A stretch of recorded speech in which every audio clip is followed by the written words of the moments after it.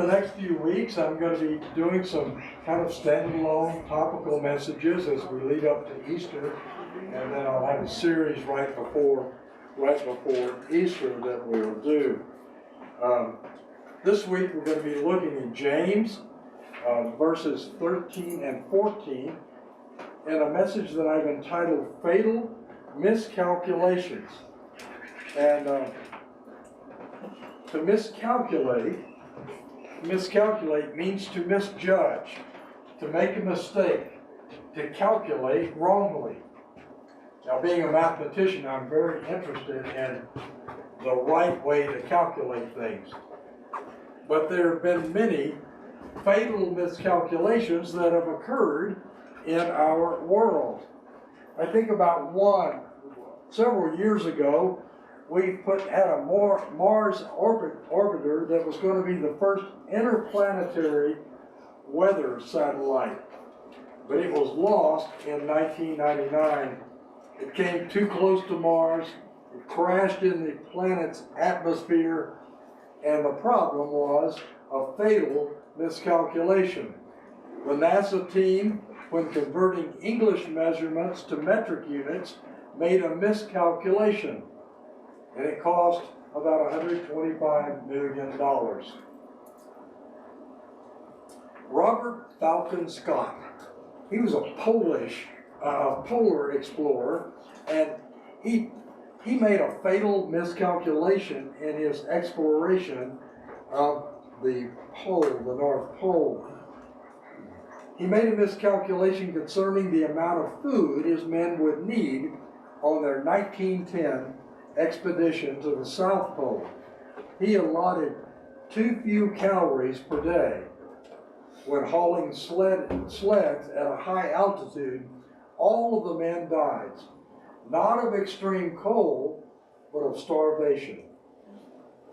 A fatal miscalculation. Miscalculations are costly. There are miscalculations that are deadly. But the most fatal miscalculations are the ones that we make spiritually. The spiritual miscalculation that take place.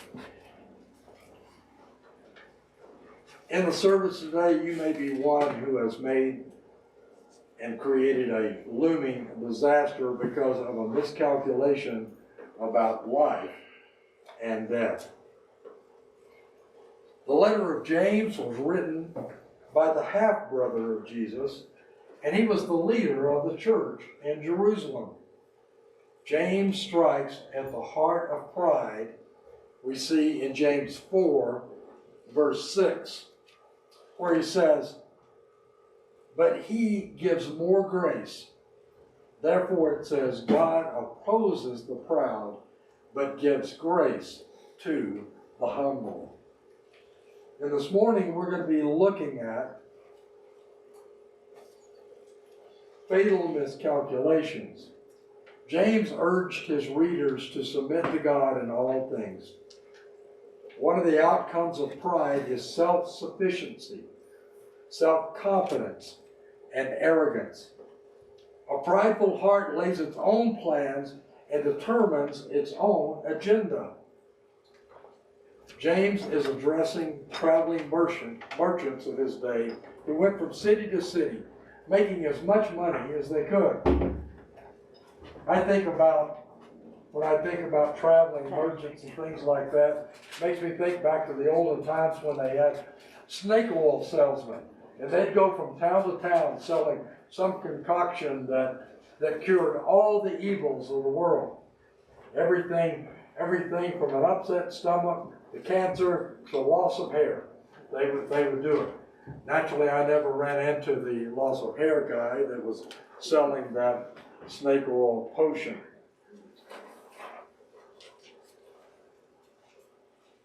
They were successful, and they were puffed up about the results that they got.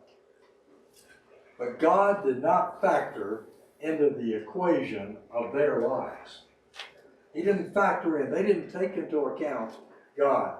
They were getting along just fine without God. And as a result of pride, many of them fell into a fatal miscalculation. We're going to talk about 3 different miscalculations in today's message. The first is they made a fatal miscalculation about tomorrow. They made a fatal miscalculation about tomorrow. Let's look at James 13:14. James 4:13-14. Come now, you say, today or tomorrow we'll go to such and such a town and spend a year there and trade and make a profit.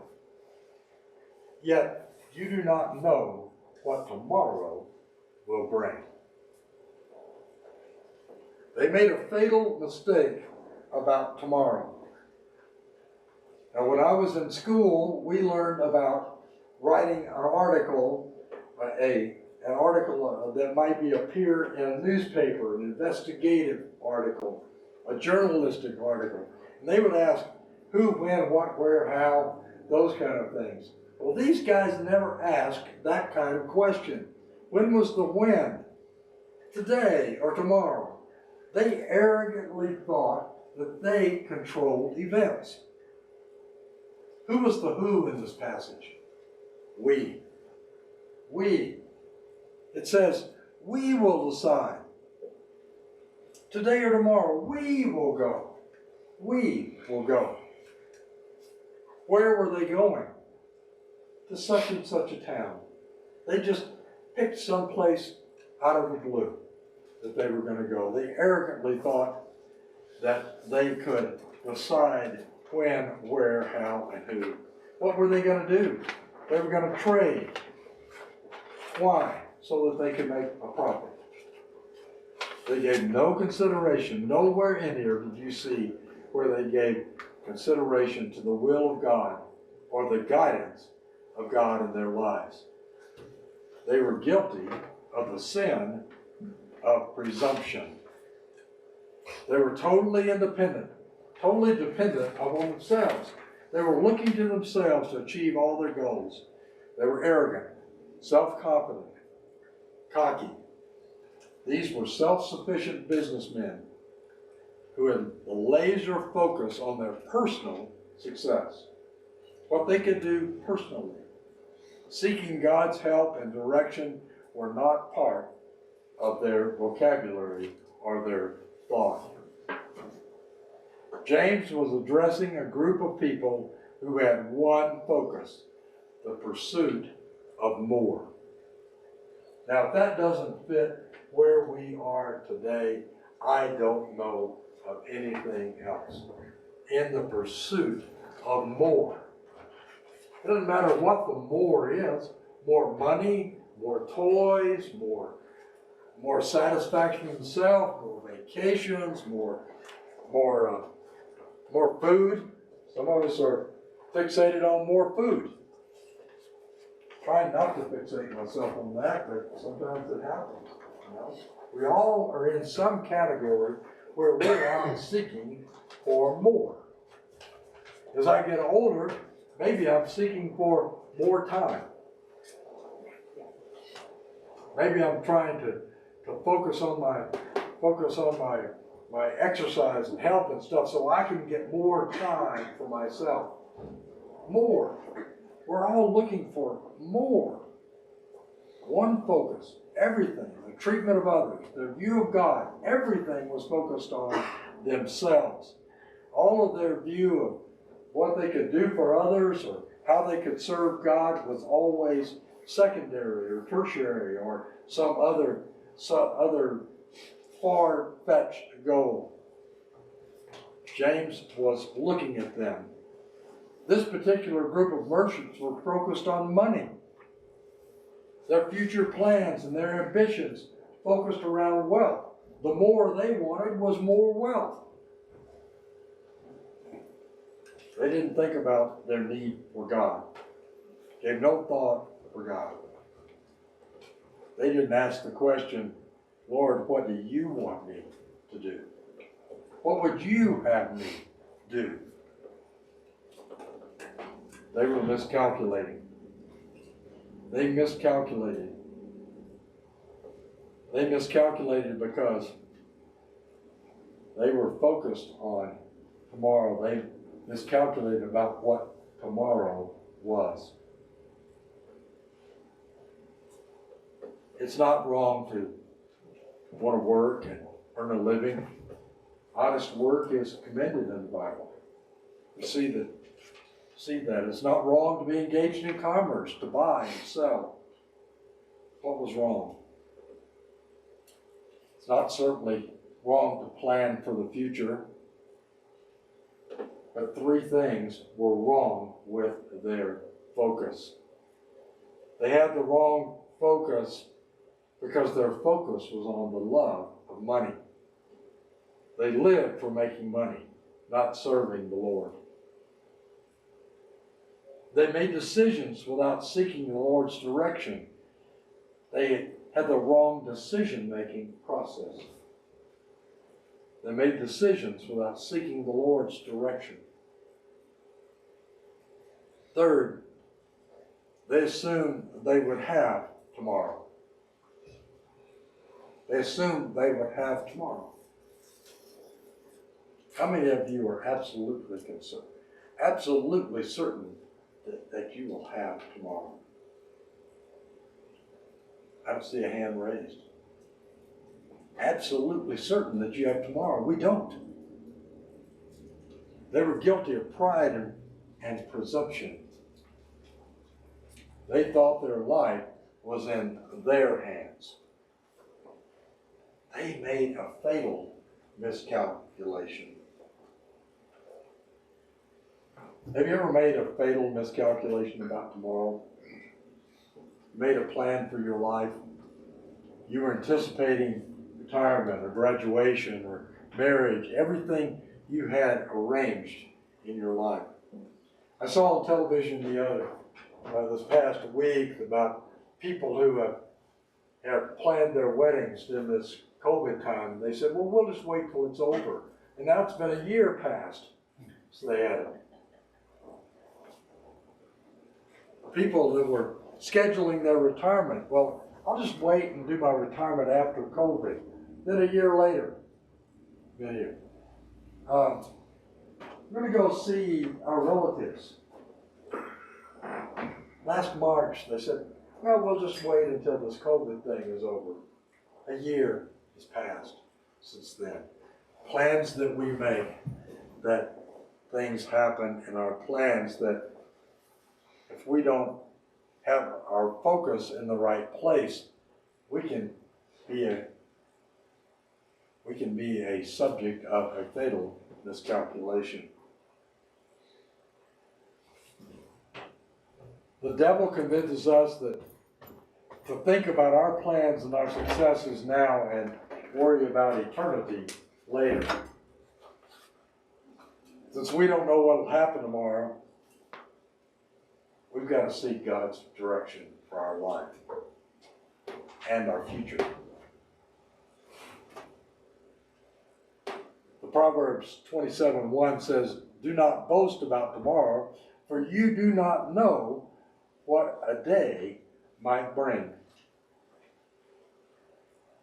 But not only do they miscalculate, these merchants miscalculate about tomorrow, they also miscalculated about time. There are many piercing questions in the Bible. Some like, am I my brother's keeper? Who is on the Lord's side? What is the truth? What shall I do with Jesus, who is called the Christ? One of the most piercing questions is, what is your life? What is your life? What is your life equal?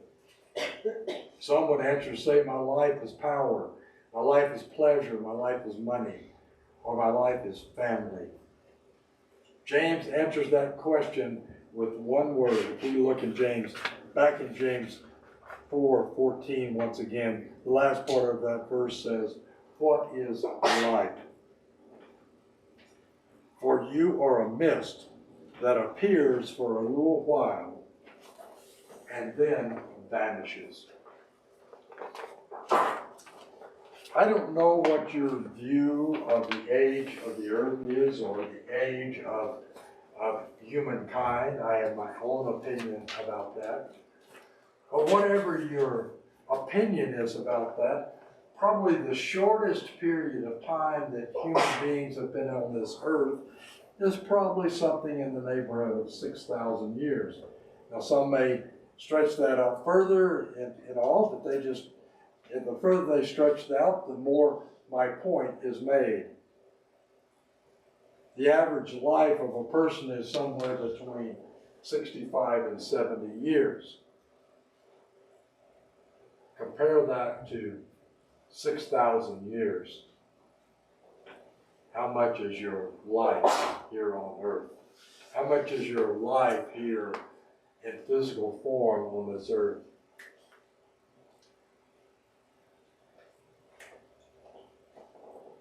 That is our lifespan here on earth. James says we are merely a mist. Appears for a little time and then vanishes. These merchants that were traveling, they made a miscalculation about time. They thought they had their whole life ahead of them. I don't care who passes away. It seems like we always say, they could have been here a little more time. Something could have extended their life a little longer. We see teenagers die in an automobile accident. Their life is cut short. Do you think when they went out in that automobile that they expected that their life would end? I suspicion not. A vapor that appears. From the moment a person is born, they are old enough to die. From the moment a person is born, they are old enough to die. A vapor that is here. A vapor is always in the process of leaving.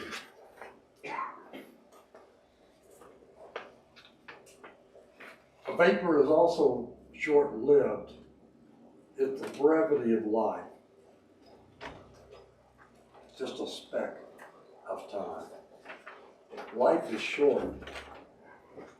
It's really too short to be wasting time pursuing things that have no eternal value. Time. How do we spend our time? The word vapor that's used is really referring to smoke. Life will suddenly vanish.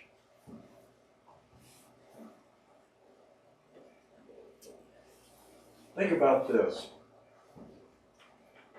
How many of you have a clock in your house? You have a clock in your house? I'm sorry, Bruce, you don't have a clock in your house. Bruce doesn't have a clock. That's all right. We'll try to fix that, Bruce. Of course, he doesn't worry about time. He works on his own time. But clocks, if you look at a clock, all clocks have the same thing in common. Whether it's a digital clock or an analog clock that you have, they all go forward. Once that time has passed, it's no longer here again. All clocks have that in common. They're forward. They don't go backwards. In Psalms 39:5 it says, "Behold, you have made my days a few hand's breadth, and my lifetime is nothing before you. Surely all mankind stands as a mere breath." And in Psalm 78:39 it says, "He remembered that they were but flesh, a wind that passes and comes not again." These merchants suffered from an optimism bias, feeling that surely it won't happen to them. Now, I've seen lots of teenagers come and go and young people grow up. In my time, I was at one point back in the dark ages was a young person. And there's one thing that nearly all young people have in common, and most men. We feel bulletproof. We feel bulletproof. We feel like that nothing is going to happen to me. Well, I can jump off this cliff into water. It'll be fine. I'll be okay. Not knowing that the water's 6 inches deep at the bottom. But we'll be okay. I can make that jump on my bicycle. That'll work. I can do that 360 trick on my skateboard. I can do that. Back in my day, we had a big bridge that went over the Intercoastal Canal where I lived. And it kind of did one of these. It went kind of straight up and straight down. It was a pretty steep bridge coming up and down. My friend and I, Nelson Moy, and I decided that we would skateboard down that bridge one night. There was no real traffic on it.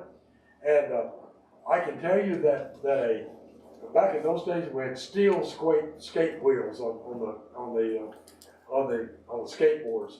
And I can tell you that a flat board with skate wheels on it can do about 40 miles an hour going down a bridge. We made a fatal miscalculation. At the bottom of that bridge was a little hump at the bottom of that bridge. And I also learned another interesting thing about human beings. A human being cannot run 45 miles an hour. I watched Nelson Moy go flying off his skateboard in front of me, and I said, well, I'll do that. I'll just jump off my skateboard before I hit the bump. So I did, and I could not run 45 miles an hour. So you can extrapolate the result of that condition. We feel bulletproof. We think that we will just live forever. Are we spending our time wisely? Are we spending our time on the things of God? But there's a third miscalculation these guys made. It's a miscalculation about trust. And if you read in James chapter 4, verse 15, you see, instead you ought to say, if the Lord wills, we will live and do this or that. Trust. James points out the miscalculation or the calculation that we should have made about the future. The first lesson there is God is in control. God is in control. I want you all say that. Who's in control? God. Who's in control? God. God is in control. As much as we like to think that we're in control of some things, we are not. We are not. The Bible is pretty clear about that. We scheme and we maneuver without God, without trusting Him to direct our lives. When we do that, we make a fatal miscalculation. Proverbs 16:9 says, the heart of man plans his way, but the Lord establishes his steps. Proverbs 19:21, many are the plans in the mind of man, but it is the purpose of the Lord that will stand. Who is in control? God. Who is in control? God. Yeah. Proverbs 20:24 says, a man's steps are from the Lord. How then can man understand his way?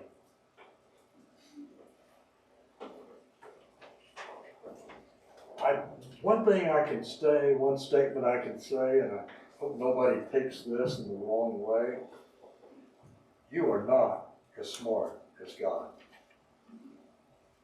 I don't take that the wrong way. I know a lot of you are pretty smart, you know, smart at a lot of different things. I've seen evidence of a lot of you guys having smart, capable abilities. Mike's a pretty good fisherman. Pretty good. He's better at it. Ken's a really good handyman. He can do lots of stuff. He's real capable of that. We're not as smart as God. We're not. We're not as smart as God. And we don't know what is best for us. There's another revelation for you to think about. We have no idea what is best for us. But there's one way you can find out what is best for you, is to trust God to lead your path. In Psalm 27 it says, some trust in chariots, some in horses, but we trust in the name of the Lord our God. Some trust in themselves, some trust in riches, some trust in scheming, some trust in people, but we trust in the name of the Lord our God.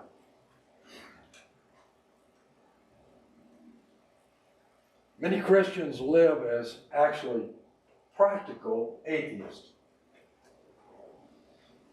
We live as practical atheists because we do not trust God to direct our lives. When we don't trust God, we're no better than an atheist because we think we can do it. That's what an atheist believes, that we have the power to direct our lives. We have the power to do what is best for us. How easy it is to fall into that trap, to not trust God to direct our lives. C.S. Lewis says to argue with God is to argue with the very power that makes it possible to argue at all. In Isaiah 45:9 it says, woe to him who strives with him who formed him, a pot among earthen pots. Does the clay say to him that forms it, what are you making? Your work has no handles. Daniel 4:35 says, all the inhabitants of the earth are accounted as nothing, and he does according to his will among the host of heaven and among the inhabitants of the earth. And none can stay his hand or say to him, what have you done? It is pointless to argue with God, because God is going to do what he pleases in his time. Fatal miscalculations. Who holds your tomorrow? Who holds your time? And who holds your trust? I'm going to close with James 4:17. So whoever knows the right thing to do and fails to do it, for him it is a sin.